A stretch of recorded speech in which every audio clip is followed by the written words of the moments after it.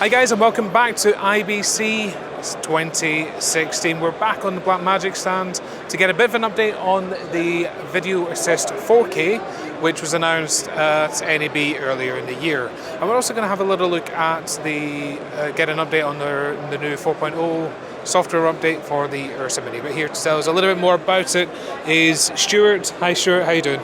Yeah, I'm really good, thank you. Ben, how are you? I'm great. So, this unit came out at NAB.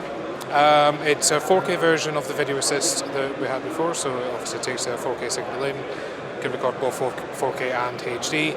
But there was a couple of features that I believe were asked for from the users. So can you tell us a little bit about that? Yeah, sure. I think the Video Assist is one of those products that has become a really good accessory for any camera guy, whether you're using a Blackmagic camera or not.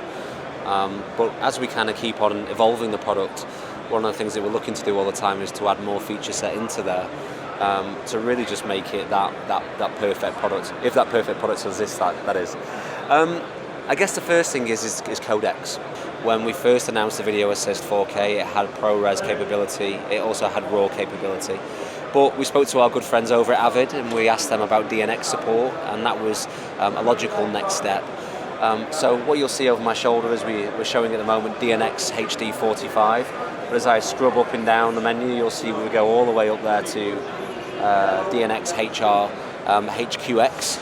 But not only that, we also have the MXF wrappers as well. So if I move across, you'll see we also go up to HQX MXF. So any of the guys out there that are using Avid, they can record directly from their DSLR into the highest flavors of DNx. So codec, big announcement. In addition to that, another thing that was important to a lot of people was the support for false color. Obviously when you're working within different environments, obviously exposure is a huge problem, but also it's something that you need to contain and control. Otherwise, you don't get the best out of the image of the camera. So what we added was false color in there. So if I actually go into our grid settings, what you'll find is that we've got the zebra, we've got focus assist, guides and grid, but we've also added an additional one on there, which is false color. I turn that on, we then get the false color representation. Now for those people out there that don't understand false color and what false color is, it's a way of measuring your exposure level. So what we're seeing here in terms of our color is if I turn that off, everything that's in peak white is being shown as red. So we're blowing that out. All of our mid-tones here in our blacks are coming in at purple, and then if you look at the greens are showing our mid-tones. So we're getting a really good representation there of the full balance of colour across a single image. Focus Assist has always been on our products, but one of the things people were saying to us was we want the option to change the colour of what that Focus Assist is, because typically if you're working, say, within a bright green environment outdoors, shooting in fields, forests, and you don't want that Focus Assist to be green because then that Focus Assist gets lost, can we change that to an alternative colour? So if we go into Focus Assist, you've got your level settings, but there is the ability to actually go into the unit and also change that colour to a different colour. So what you're getting is you're getting this incredibly great product, and we're getting these new features free to download from the website.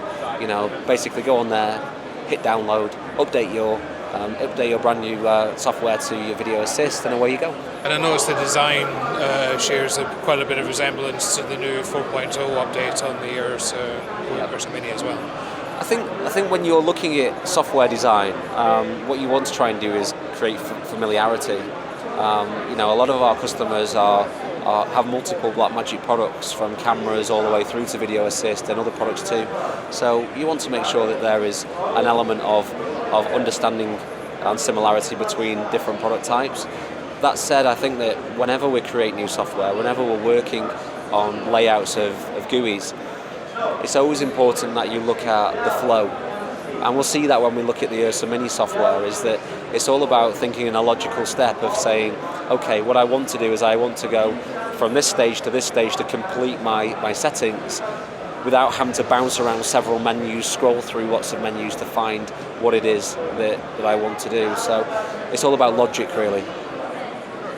And we had a really good look at the Ursa Mini menus back at NAB, but the software for that it's still a beta, but it's a public beta that's now shipping. Do you know when the final version is due to arrive? I don't think it'll be long. I don't have a specific date for release at the moment, but generally from previous kind of history of updates, we generally run it for a few months, and then once we're happy that there's no serious bugs in there or there's any problems with it, then we'll release it out as a full version. So, it's been out in the market now for a few weeks, and I think that, inevitably it's probably going to only be a few weeks more before it's a full version. And with the new design of the 4.0 software and the video assist as well, the original Ursa, the pocket cameras kind of feel a little bit left behind and a bit dated. Are we likely to see this propagate down to those products? I would expect so. Yeah, I expect so. I think that when you look at all of the cameras in the past, what we've tried to do is ensure that when you do a camera update, doesn't matter what camera you're working on, you effectively are updating all of them. I'm talking from a manufacturer's perspective. You want to be able to update everything at the same time. Now, the Ursa Mini for us is the camera that is really the one that everybody is gravitating towards at the moment. But that said, we've still got a phenomenal amount of customers and new users of the other cameras as well. So what we don't really want to be doing as a manufacturer is having multiple software types across different cameras, because the challenge there is that if you want to run a software update, you don't want to have several software updates to run differently. So our expectation is that we probably will do, yeah. And I think at the moment with the big Ursa, it's currently 2 full software versions behind the Ursa Mini, so it's kind of badly in need of some kind of updates.